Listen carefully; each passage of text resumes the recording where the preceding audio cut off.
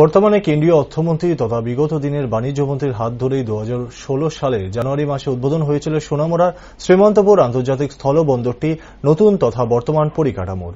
তখন তিনি ছিলেন দেশের বাণিজ্যমন্ত্রী, এখন তিনি দেশের অর্থমন্ত্রী হয়েছেন।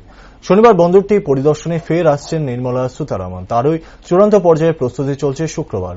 আর কয়েক ঘণ্টা পর শ্রীমন্তপুরের ভারত বাংলাদেশ ইন্টিগ্রেটেড চেকপোস্ট পরিদর্শন করবেন রাজ্য সফররত দেশের অর্থমন্ত্রী নির্মলা সীতারামন, যার ফলে ওনার আগমনকে কেন্দ্র করে প্রস্তুতি খতিয়ে দেখার জন্য শুক্রবার দিল্লি থেকে সোনামুড়ার শ্রীমন্তপুরে এসেছেন ল্যান্ড পোর্ট অথরিটি অফ ইন্ডিয়ার চেয়ারম্যান আদিত্য মিশ্রা।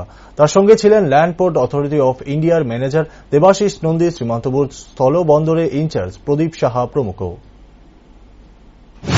ভারত বাংলাদেশ সীমান্তে প্রত্যেক সীমান্তেই ভারত বাংলাদেশ সীমান্তবর্তী মানুষ এবং সমগ্র দেশের মানুষ, দুই দেশের মানুষ, তার মধ্যে মৈত্রী স্থাপনের জন্য বিভিন্ন পরিষেবা এই পোর্টের মাধ্যমে land port authority of India এনেছেন। বৈদেশিক মুদ্রা বিনিয়োগ, এই বিনিময় কেন্দ্র, সেই কেন্দ্রটি এতদিন ধরে অনেক ক্ষেত্রে অনেক জায়গায় ল্যান্ড পোর্টে অন্য ব্যাংকের কাউন্টার ছিল, বিভিন্ন অসুবিধার জন্য সেই কাউন্টারগুলো বন্ধ হয়ে পড়ে থাকে। বর্তমানে হোম মিনিস্ট্রির সঙ্গে সলিডাস ফরেক্স লিমিটেড আমরা আমাদের রেন্ট এগ্রিমেন্টের মাধ্যমে একটা নতুন পরিষেবা দেওয়ার জন্য এইরকম একটা সীমান্তবর্তী এলাকায় আমরা পরিষেবা দেওয়ার সুযোগ পাই।